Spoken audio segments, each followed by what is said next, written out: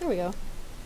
So in today's office hours, I want to go over a number of different things, and most of them are going to be pretty straightforward examples, starting with the limit definition of derivative. I want to go over what it means algebraically and also what it means geometrically. I think that the geometric helps to remind the formula for the algebraic rule. So let's go over this example. Let's say that I have a function f of x equals 3x squared plus 5x, and I want to derive the derivative of this using the limit definition. And I'm going to think, first of all, what does this function look like to give me a geometric idea of what's going on. Notice that this is a parabola that's upward facing. It has one intercept at x equals 0. Maybe I could even write it in factored form to aid in graphing. I can factor out an x, and I'm left with 3x plus 5. That means that one of the intercepts is at x equals 0, and another one of the intercepts is going to be where this quantity is equal to 0, which is going to be at negative 5/3, which is down here to the left.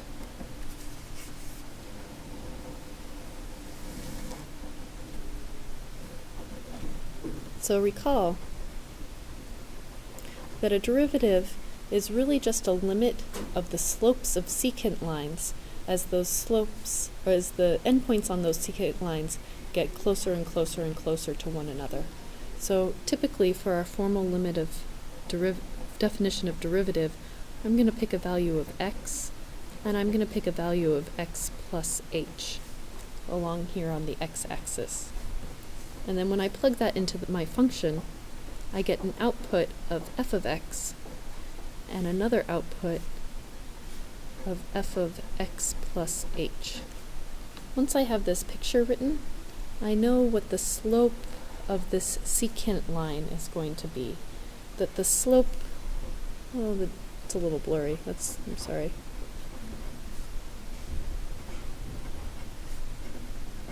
The slope of the secant line is going to be the change in the height, which is f of x plus h minus f of x, all over the change in x values, which is, in this case, x plus h minus x.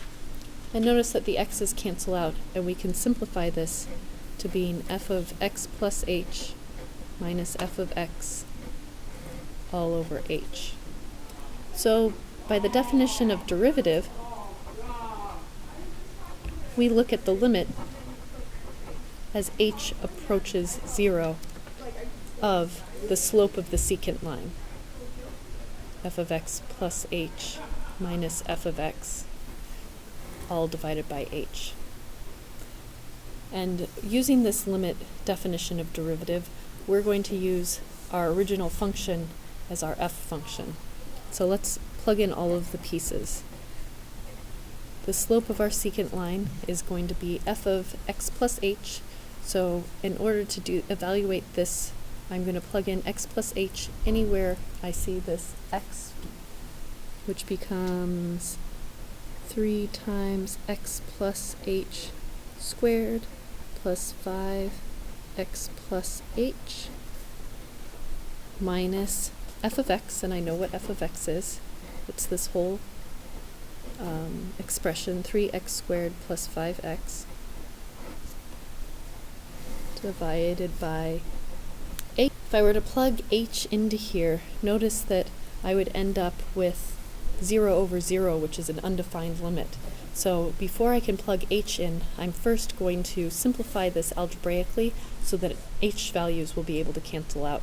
And this is a pretty tedious computation, so I'll go through it a little bit quickly.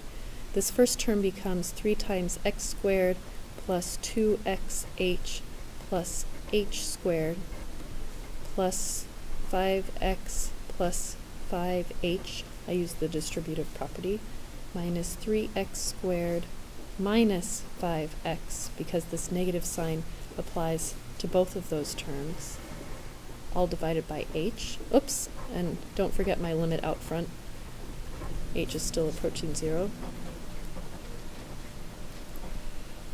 One more step, I'm going to apply the distributive property on this first term, and I end up with 3x squared plus 6xh plus 3h squared plus 5x plus 5h minus 3x squared minus 5x all over h. Hopefully that's legible. The nice thing is, at this point, a whole bunch of these terms are going to cancel. I have a plus 3x squared and a minus 3x squared. I also have a plus 5x and a minus.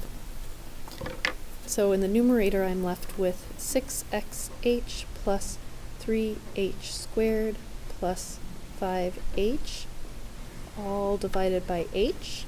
I can factor an h out of the numerator,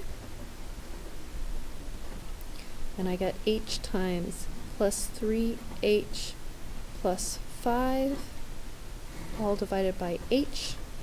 These h's cancel, and I'm left with, as h approaches 0, of 6x plus 3h plus 5. And now when I plug in h equals 0 to evaluate the limit, I no longer get an undefined result. I instead get 6x plus 5.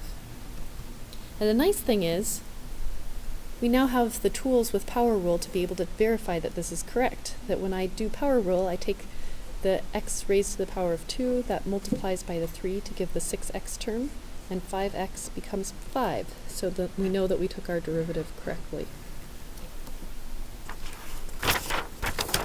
Next, I want to look at a simple example for quotient rule and a simple example for product rule.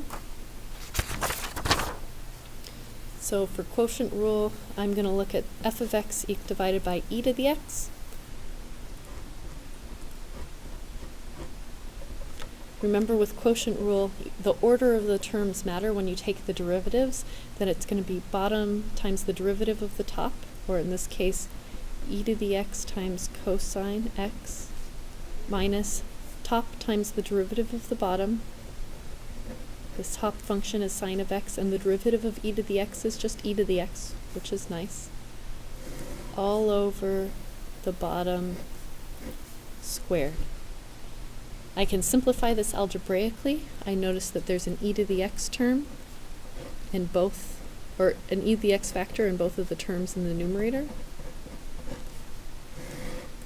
And this e to the x squared, it turns out that one of those will cancel with the e to the x in the numerator, and I'm left with the solution of cosine x minus sine x all over e to the x. So remember, when doing quotient rule, it's always bottom times the derivative of the top minus top times the derivative of the bottom all over the bottom squared. My product rule example, it's not the derivative of products,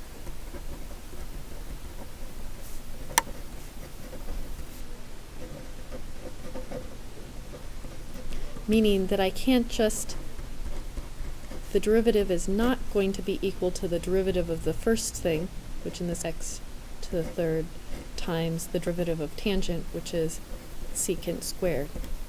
It's not that easy, and this is the common error that I see. Instead, we have to apply product rule.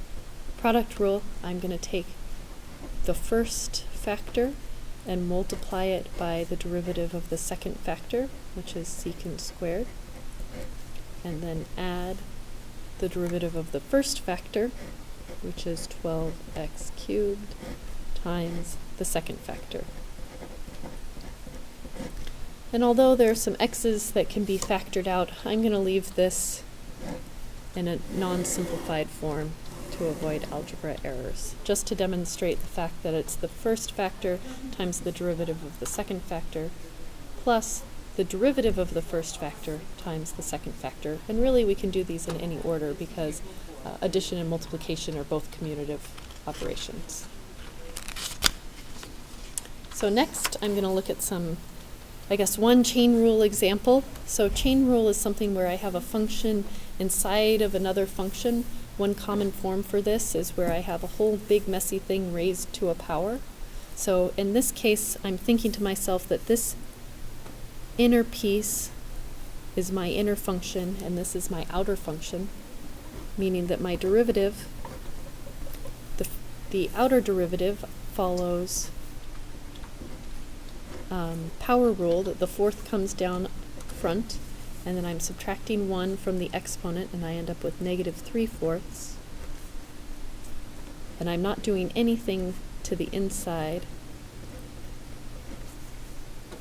And we would like to stop here, but because of chain rule, I also have to multiply by the derivative of the inside function. And in this case, the derivative of 3e to the x is just 3e to the x, because the derivative of e to the x is itself.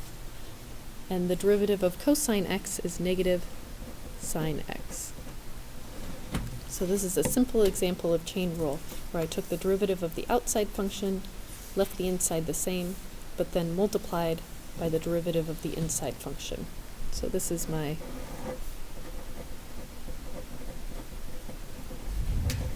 derivative of inside function.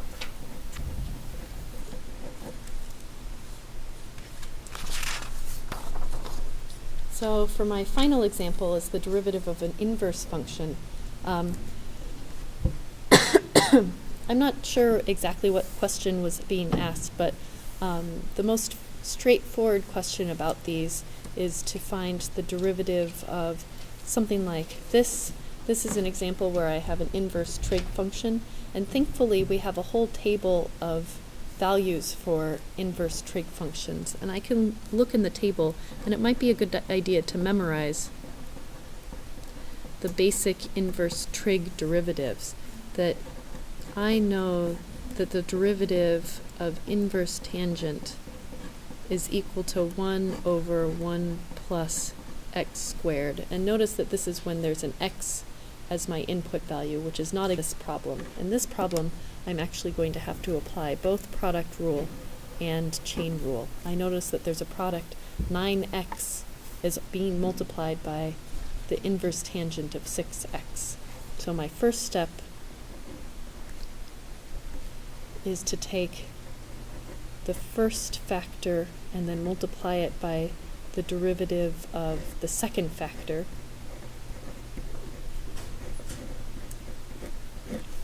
plus the second factor times the derivative of the first factor. And I can take the derivative of this in my head. The derivative is just 9. But this I haven't yet simplified, have I? This is something that's sort of messy, and I'm actually going to do some scratch work to help me out finding the derivative of this. That the derivative of inverse tangent, like I said, is 1 over 1 plus x squared, but I have to apply chain rule in this case. So this is going to be the derivative of 1 over 1 plus 6x squared, because there's a function within this function. So I'm also going to have to multiply by the derivative of the inside function 6x.